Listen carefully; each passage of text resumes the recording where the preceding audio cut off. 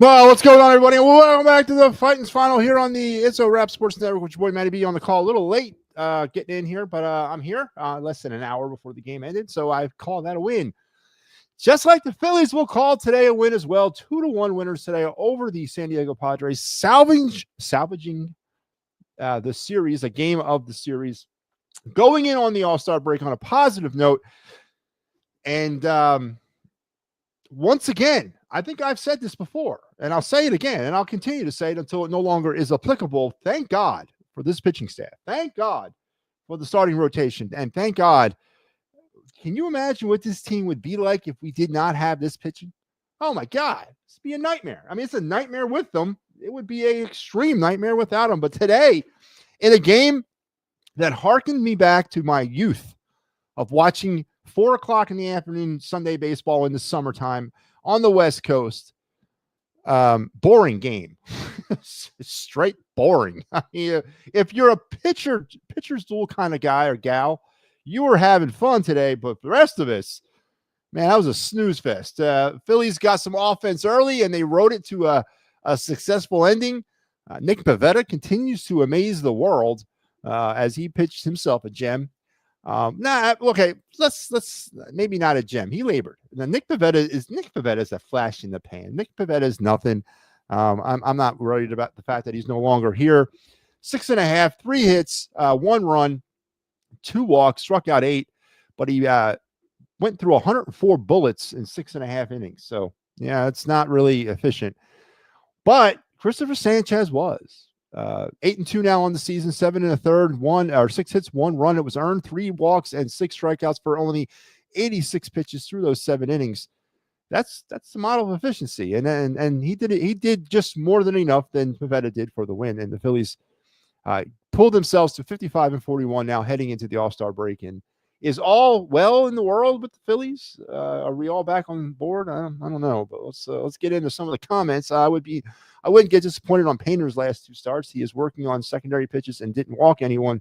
Minor secondary command issues. Steve kind of going off the top rope with Andrew Painter to lead off the show. I don't think I ever mentioned that I was ever concerned about Andrew Painter. I know that I didn't have the same expectation of Andrew Painter that majority of Phillies fans have had this year. I was not anticipating him spending a cup of coffee in Lehigh Valley and then being like, oh, let's move her up to the majors. Now, the Andrew Painter situation is pretty much exactly where I thought it would be at this moment. He's a young pitcher who's never pitched in AAA. He's a young pitcher coming back from Tommy John surgery. He's right where he needs to be. And for the foreseeable future, I suggest we leave him there. As Steve mentions, as he's continuing to work on his repertoire of stuff. So yeah, I don't know. Where's that coming from, Steve? Just a random thought in your mind?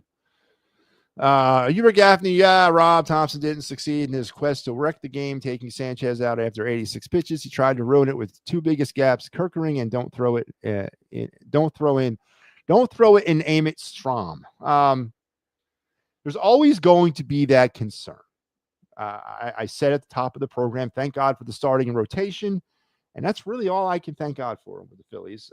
But there has to be a yin to the yang in how you work that rotation, especially with the rotation that you're going to rely on so heavily. Then the Phillies rely on their rotation, because without the rotation, this team is dead in the proverbial water.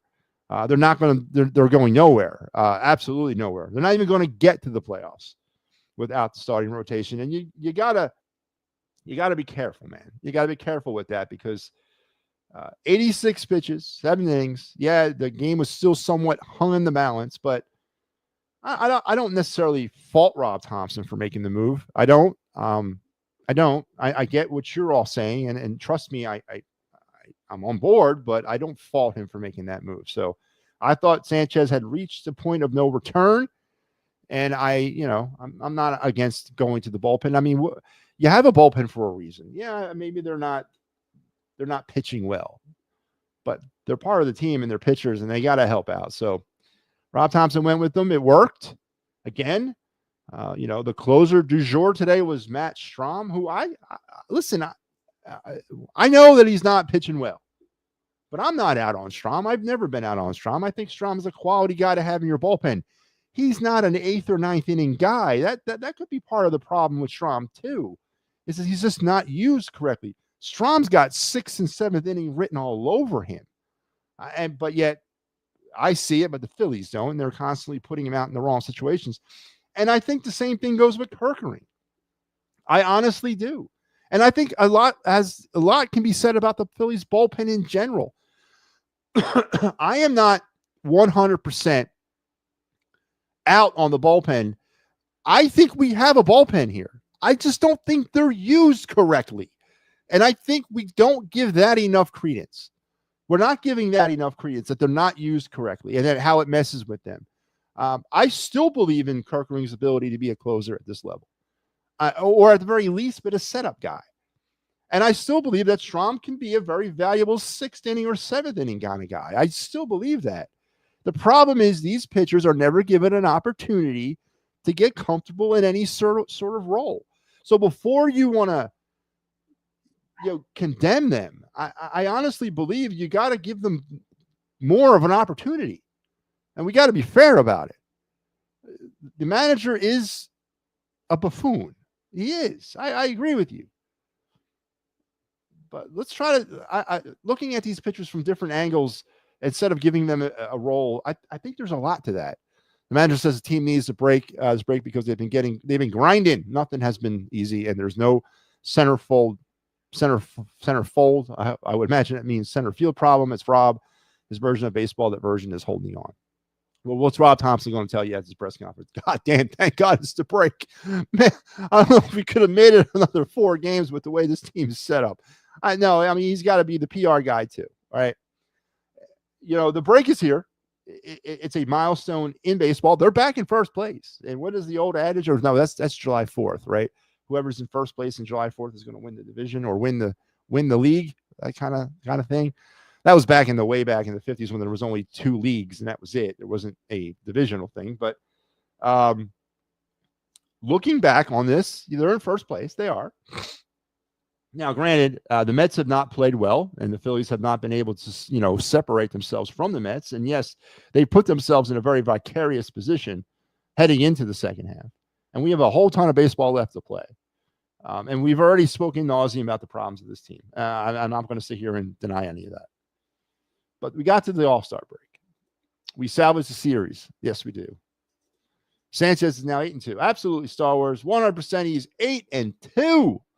Camera angle wasn't the greatest, but the K zone had me scratching my head a bit. Again, Steve, I suggest you take the best camera angle you possibly can. Stand behind the umpire or stand behind the catcher more appropriately.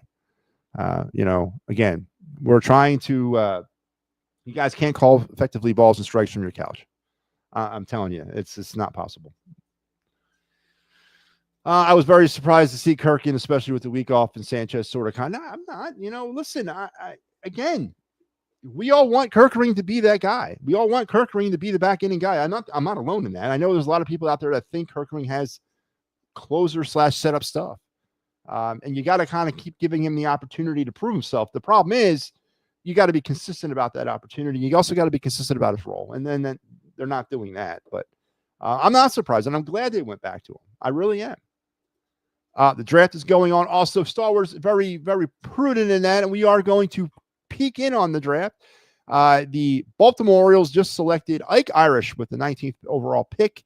That means we are about 7 picks away from the Phillies at 26. Eli Willits is the number 1 overall pick taken by the Nationals, the shortstop. The other projected number 1 who fell all the way to 4, Ethan Holiday, goes to the Colorado Rockies. Seth Hernandez, the fireballer, the number 1 projected pitcher in this draft, went all the way down to 6 to Pittsburgh, who is assembling themselves. If they can hold on, the Pittsburgh Pirates can hold on as an organization for about maybe 2 more years, and they can hurt out a rotation that's got Skeens and Hernandez at the top of it. Yeah, Pittsburgh might finally turn that corner, but they got to be able to hold on. But that's a good pick for Pittsburgh, and I'm surprised Hernandez fell all the way to 6. Ethan Holiday going to at 4. The second positional player the Rockies selected in 2 drafts. Last year it was the stud third baseman Charlie Condon from the University of Georgia. This year now, Ethan Holiday the high schooler, shortstop, the younger brother of Jackson and the youngest son, or I should say the middle. So it's the younger brother of Jackson, the middle child of Matt Holiday. So Ethan Holiday is a Rocky, as the Rockies are apparently rebuilding their team from the infield in, or positionally. It's a technique, and it might also have a lot to do with why it's taking so long for the Rockies to be relevant, because they're not investing anything in their pitching. They're going after positional players. But hey, it's a technique. It's sexy. It is. I'll give you that. But yeah, so we are at 19 now. The Ike Irish, who we've talked about on this program, he's a catcher who I honestly thought was not.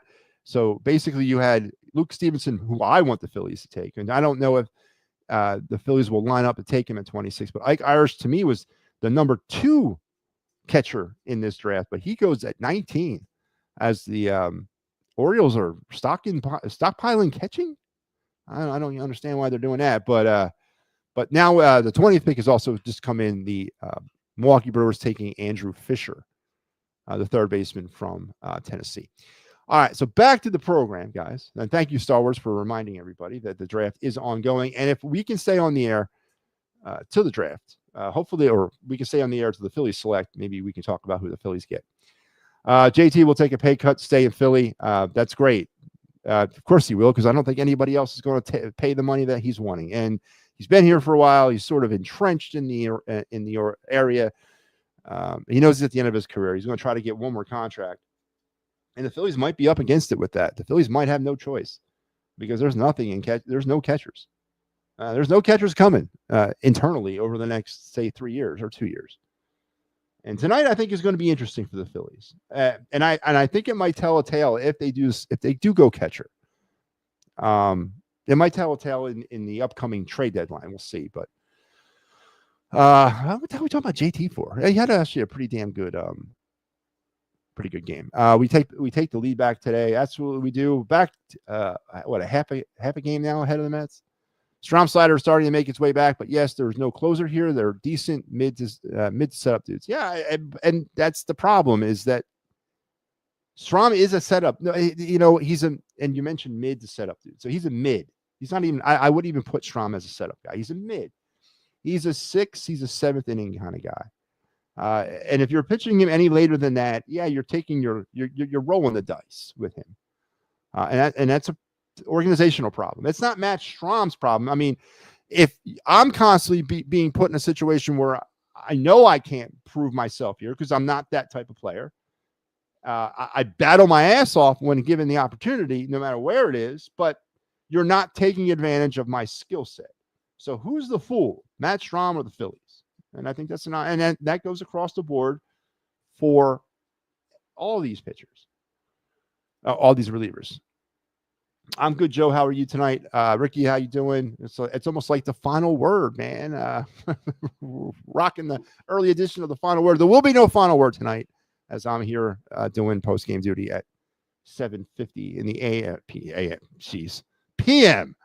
I just kind of gave you my thoughts real quick. We updated the draft, talked about number 1 overall pick, talked about some of the draft picks, some of the more sexier names that we've been speaking about for a few months now.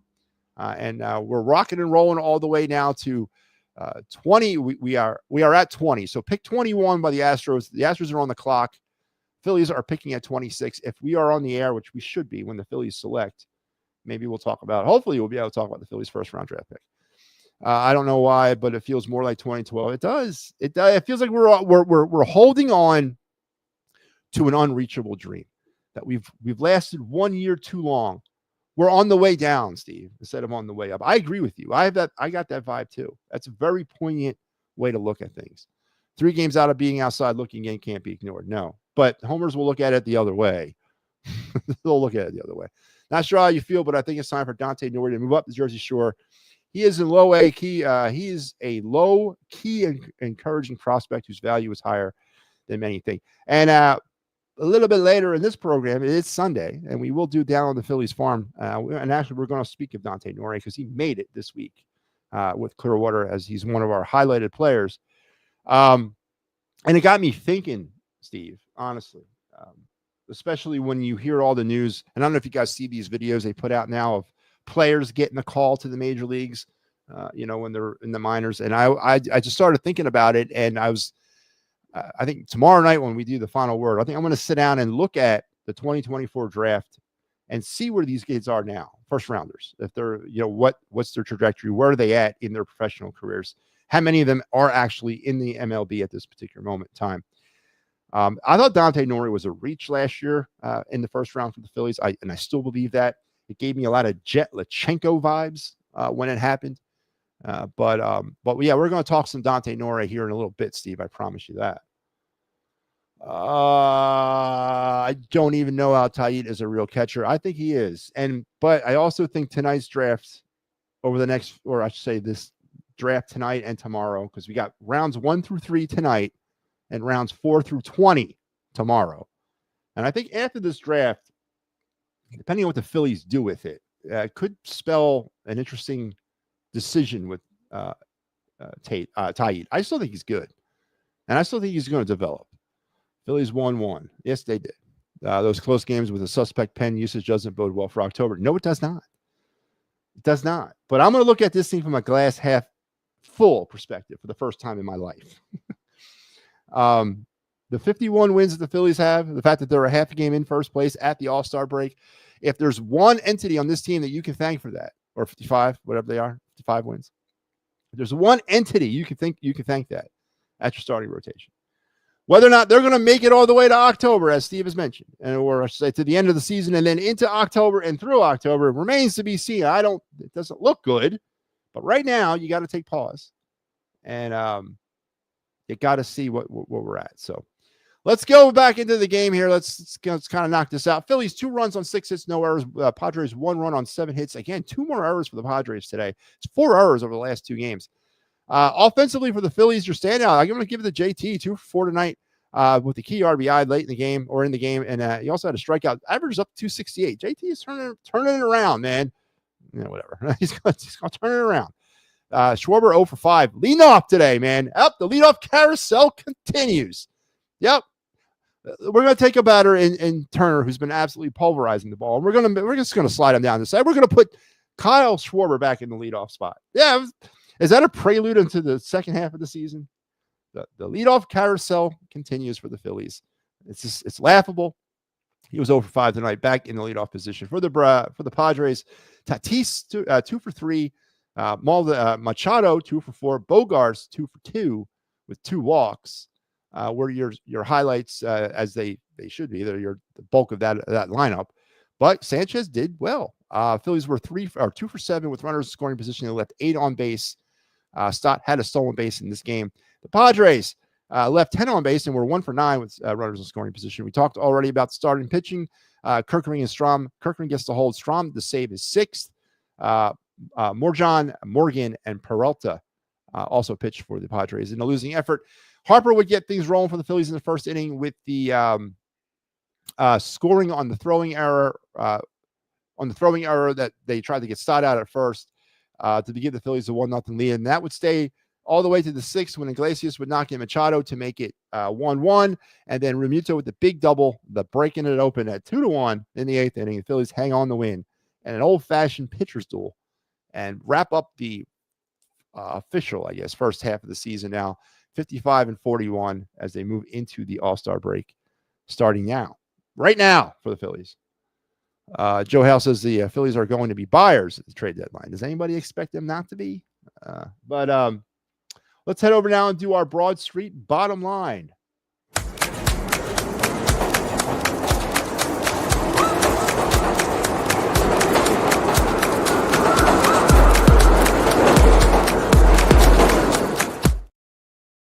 All right, the Broad Street bottom line here on the Fighting Final on the It's O Rap Sports Network is brought to you by some of the fine programming over here.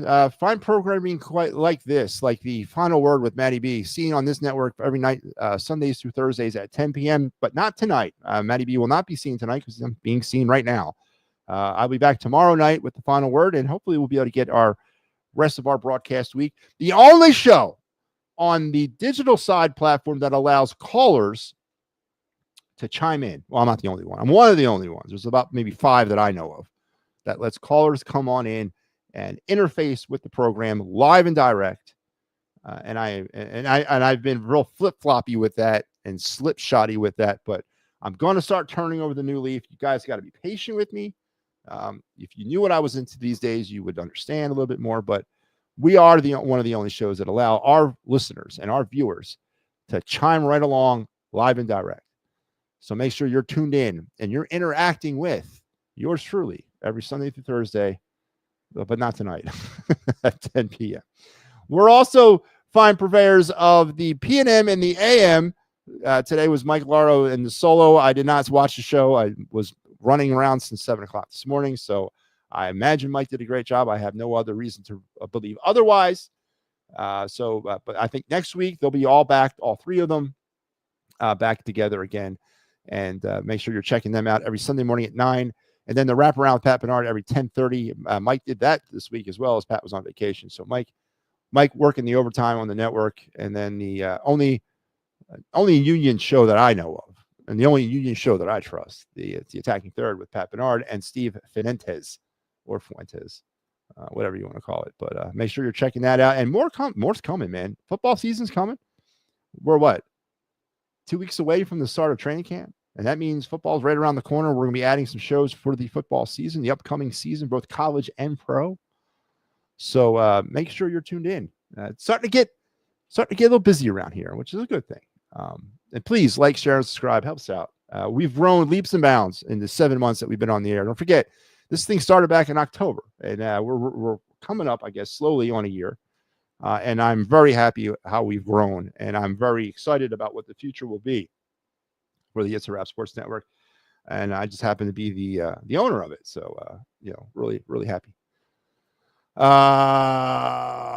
Steve says, Tommy McCullum, I want to see if I can turn it up and get AAA guys out. He has finally found his consistency, not religious, but let's pray he can bring some kind of pen help. Yeah, let's see. And I think maybe this is the other reason why I'm very I'm critical. I'm not going to use negative. I'm going to use the word critical. Here's the thing.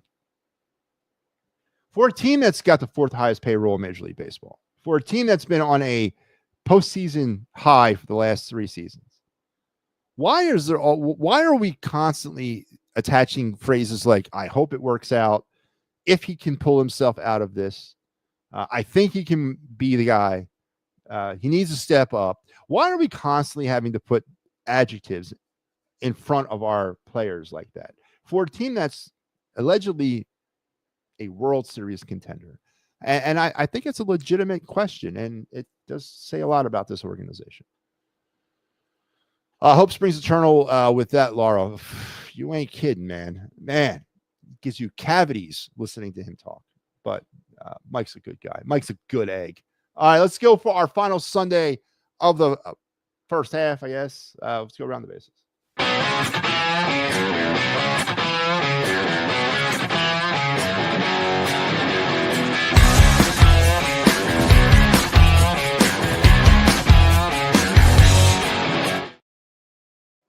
All right, this round the bases on this final Sunday of the first half, the official first half. Let's talk about the games that are still ongoing. It's 5-3, the Cardinals over the Braves. There's a team out there, maybe more than the Orioles. It's the Braves who are happy to see this first half end.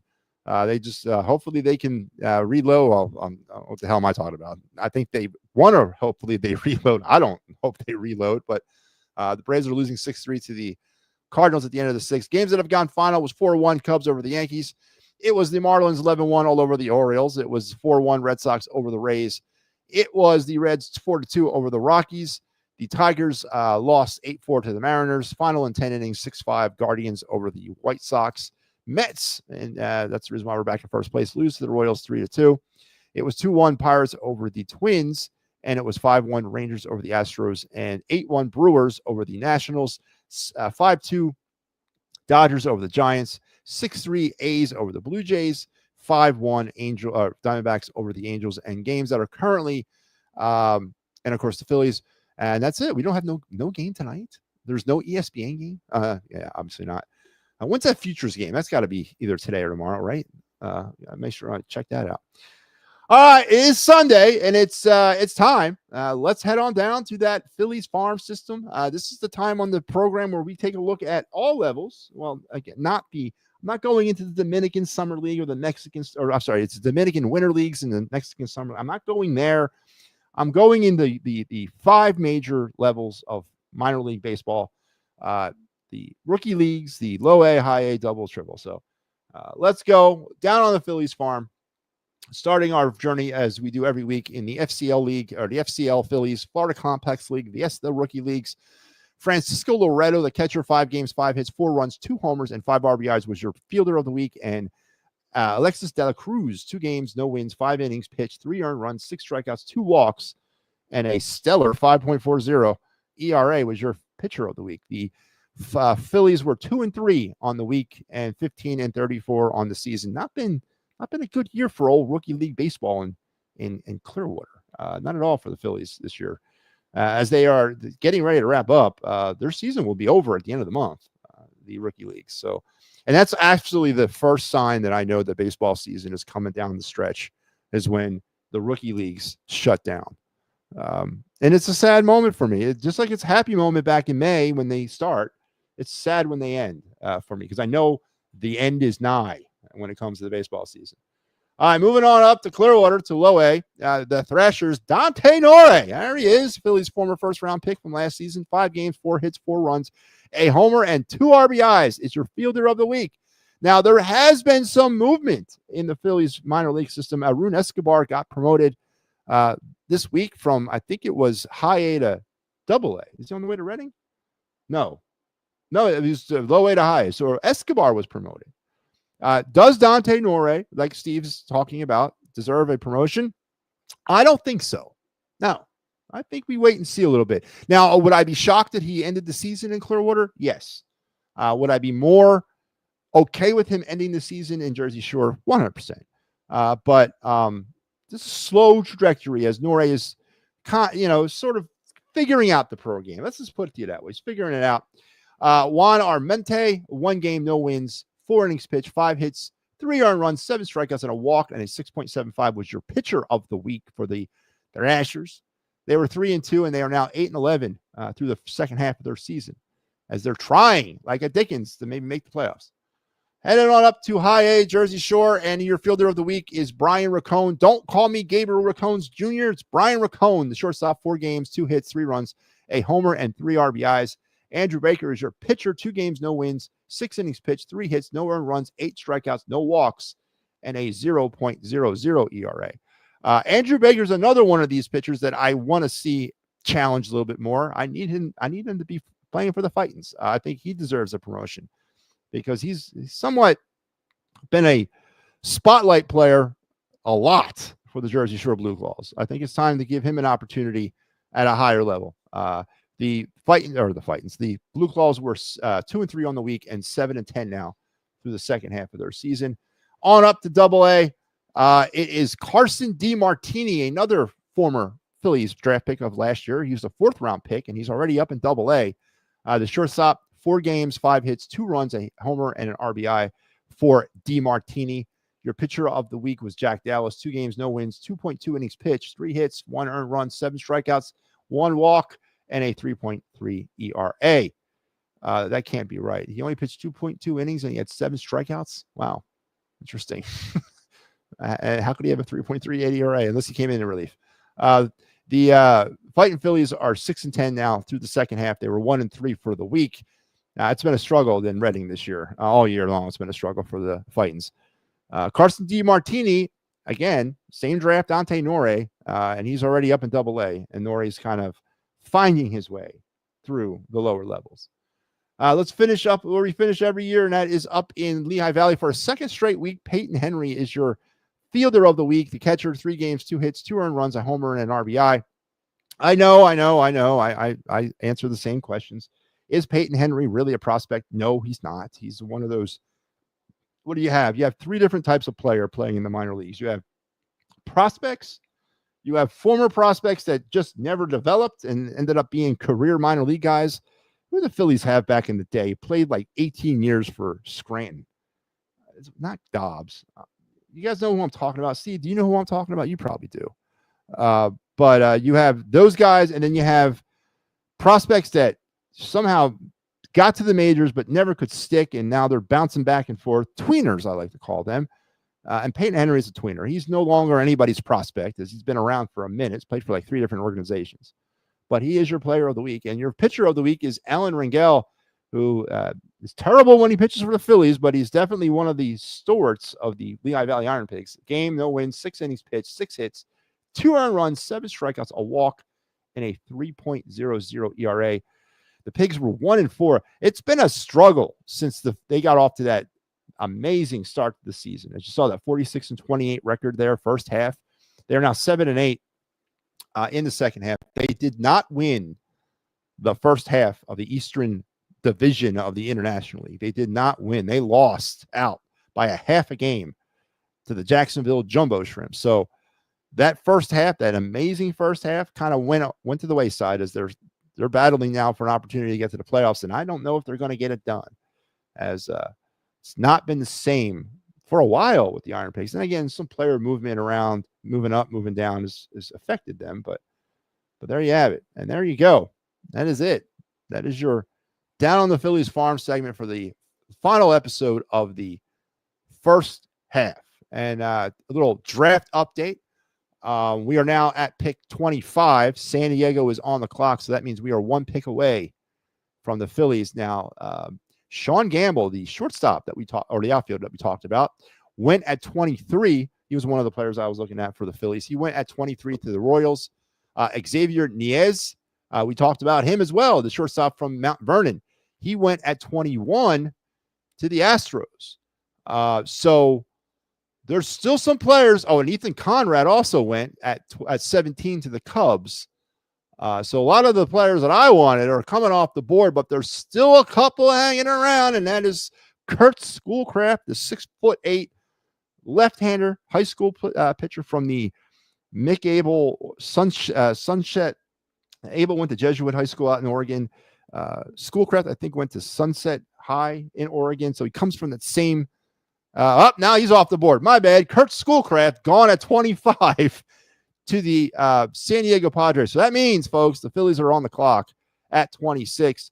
So there's how many? So I got Slater DeBron is available still, and Luke Stevenson, the catcher, are available. So where do the Phillies go here at 26, as they are now currently on the clock?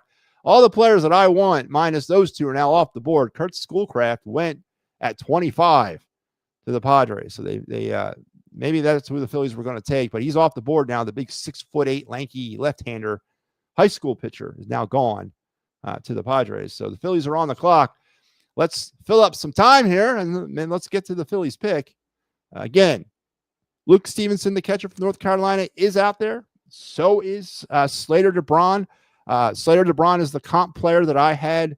Reminded me a lot of Lenny Dykstra. He's got that sort of build about him. He's got that sort of approach at the plate. I like him. I like what he brings. He's a contact hitter. He's an all fields hitter. He's not a power hitter. You have enough of them. So he's there. And again, Luke Stevenson, if there's an organization out there so depleted or so bad with catching, it's this one. I would not be upset if Luke Stevenson was selected here at 26 by the Phillies. So what do the Phillies do at 26 as we await the news? The Phillies are on the clock, and this is boring, and why can't they just make a pick? But the Phillies are on the clock at 26. A lot of my players are off. Most of them have gone, but there are a few hanging around. There's 2 of them that I see hanging around for the Phillies at 26. So what do the Phillies do at 26? Anybody want to? Let's go. Let's chat it up here, folks, as I'm trying to kill some time here. The Phillies make a pick. Take the catcher is what Pumper says. I agree. We need a catcher. We need to replenish the organization. We need to get a catcher. Luke Stevenson is the best. I thought he was the best catcher available. Ike Irish went at 17. He went higher than that. Ike Irish went at 19. Sorry to the Orioles. The catcher from Auburn. Luke Stevenson is out there. I had him graded higher than Ike Irish. He had a cooler name, but I had him graded higher. in skill. So this Kurt Schoolcraft selection at 25 by San Diego is really irking me. That's irking me, man, because I thought that's obviously probably the Phillies would have taken. 6'8". He's throwing 97 miles an hour as a 17-year-old. He's got ace written all over him. Yeah, that's like a punch in the junk for me. So we await patiently here as the Phillies are on the clock at 26 to make their selection. Switch hitting catcher. Yep. They're on the clock at 26. Come on. Let's go. Doesn't take this long in the NFL to make a pick. Why is it taking so damn long? Dante Nori, last year's first round pick. We talked about him just a second ago on the down the Phillies farm as he's slowly making his way through the lower levels of the minor league. Steve says it's time to promote him. I disagree. I think you just kind of let him get a little used to himself. Let him feel some success before you challenge him right off the bat again. So we wait here for the Phillies to make the pick at 26. Have I mentioned the Phillies are on the clock, picking at 26 overall in this year's draft? Here we go. Let's take a comment here as we wait to pick. Papernick chimes in with, we get Robbie. Robbie got lucky today, pulling Sanchez after one batter in the eighth with just 86 pitches for Kirkering. Come on, man. Let's give Rob Thompson something. All right. It was a wise decision. It was. I know it's the beleaguered Phillies bullpen and all that. I get that, but they're bullpen. They're there for a reason.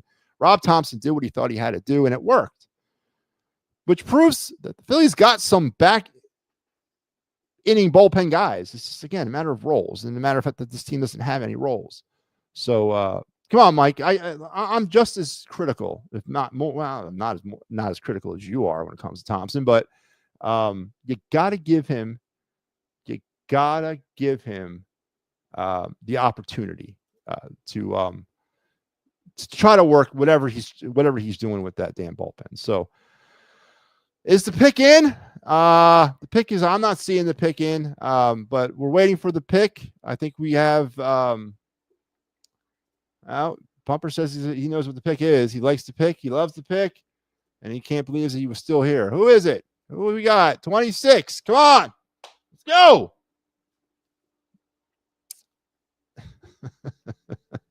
I love live radio, man. Thank God I didn't do a show on this. Let's see. Maybe I can find it somewhere else as we wait with bated breath for the pick to come in. Oh, man. At 26. No. All right. The pick is in. The Phillies at 26 have taken right-hand pitcher Gage Wood from Arkansas. Gage Wood. I have no idea who that is. I owe you a report on Gage Wood. He is a fourth-year junior, pitched for the University of Arkansas, so that's good. That means he'll be signing his pro deal here in the next few weeks. So Gage Wood, there it is. Right-hand pitcher, University of Arkansas. All right. Wow. Yeah, I feel a lot like I did last year with Dante Nori's pick. Luke Stevenson's still out there. Slater DeGron's still out there. The Phillies will select in the second round a little bit later on. I don't know if either one of them will be around by then. Gage Wood, another pitcher. So we went position player last year. This year we're taking pitcher. So there you have it. There you have it. I don't like Strom in the ninth, as I'd rather see Kirkering. I mean, the Phillies lived and died with Mitch Williams. I mean, they need a closer. And it goes deeper than that, and we know that. Listen, guys, thank you. Friggin' dog. Thank you for chiming in. I appreciate the assistance tonight. Sorry that it took me so long to get on tonight, but I had other things to do. The MLB draft is ongoing. Gage Wood is the Phillies' first-round pick this year, the right-hand pitcher from Arkansas, a fourth-year junior, which bodes well for the fact that he probably will be signing his pro deal on 1 August. They didn't take a catcher. Man. They didn't take a catcher. I don't like that. I don't like that at all. I don't like that at all. That's bullpen help. We'll see. Thanks for tuning into the program. We are done. The Titans final is done until Friday. We won't be back until Friday night when we will have you for the Angel series. I don't have the schedule. I had the schedule. I don't have it loaded up. So we'll be back on Friday. But look out this week for at least one. I am going to try like a Dickens to get in with the rest of the Titans final hosts and do this first half in review show that we always do around this time. It's another opportunity to come in and get everybody together before we once again split off in their own separate ways. So be on the lookout for that at some point this week, as I'll try to get that together. Yeah, 19 strikeouts in one game. Yeah, I mean, NCAA. But yeah, I owe you a full assessment of Gage Wood by the time we sit down tomorrow night and talk. I promise you that. I will have a full profile researched on the Phillies' first-round pick, right-hand pitcher, Gage Wood, out of Arkansas. By the time we sit down, I'm kind of upset, man. Well, Kurt Schoolcraft would have been, man. Anyway, he went one pick before. All right, so we'll talk this week. We'll talk later on. Tonight, nothing. There will be no final word, but tomorrow I'll be back for the final word. And then, as I said, be on the lookout for the mid-season check-in show of the Phillies 2025 season. Until then, you guys have a great rest of your day and a better tomorrow. And before I say goodnight, I got to hear from one other person. Harry the K, what you got?